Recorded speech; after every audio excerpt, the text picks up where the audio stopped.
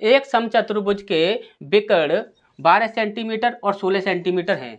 समचतुर्भुज के मध्य बिंदुओं को जोड़ने पर निर्मित आकृति का क्षेत्रफल क्या होगा, ये हमसे यहाँ पर पूछा गया है।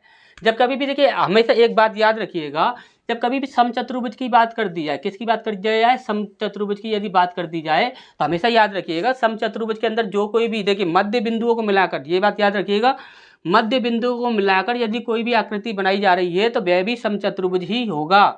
और बड़ा वाला जो समचतुर्भुज होगा उसके क्षेत्रफल का आधा होगा। समझ आया अच्छे से? समचतुर्भुज की यदि बात की जा रही है और उसे मध्य बिंदुओं को मिलाकर एक अंदर एक आकृति बनाई जा रही है, तो जो आकृति बनेगी वह भी समचतुर्भुज ही बनेगा। और वो कितना बनेगा, तो आपको हमेशा याद रखना है कि बड़े वाले समचतुर्भुज का हमेशा ही वह आधा होता है।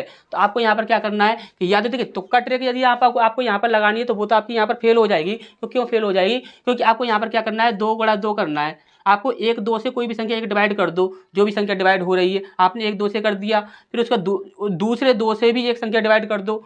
यदि 4 से कोई भी संख्या आपने डिवाइड कर दी, 2 संख्या डिवाइड कर लो या एक संख्या डिवाइड कर लो, इससे कोई मतलब नहीं है। या तो आप 4 से किसी एक संख्या को डिवाइड कर दो, या फिर आप 2 से एक बार डिवाइड कर लो एक संख्या को, और दूसरी संख्या को 2 से डिवाइड कर लो। इस प्रकार से डिवाइड करके देख लो, तो जो भी आपका बचता है उनसे आप ऑप्शन को डिवाइड करके देख सकते हो। पहला तरीका तो ये हो गया, लेकिन ये तरीका आपका यहाँ पर काम नहीं कर रहा है, तो हम क्या यहाँ पर क्या करेंगे, 4 से सीधा डिवाइड कर दो, 4 तिया 12। अब 16 का इसमें इंटू करेंगे तो 6 तिया 18 की 8, हासिल लगी 1, 3 एकम 3 और 1 4, आंसर कितना आ जाएगा 48। और 48 देखिए, 48 सिर्फ एक ही ऑप्शन है, वही हमारा आंसर हो जाएगा। ठीक, इस प्रकार से आपको करना है, क्योंकि इसका देखिए क्षेत्रफल का जो फॉर्मूला होता है वह यही होता है, आधार गुणा ऊंचाई। ठीक, आधार गुणा ऊंचाई इसका क्षेत्रफल का फॉर्मूला होता है। ठीक, अच्छा समझ आ गया।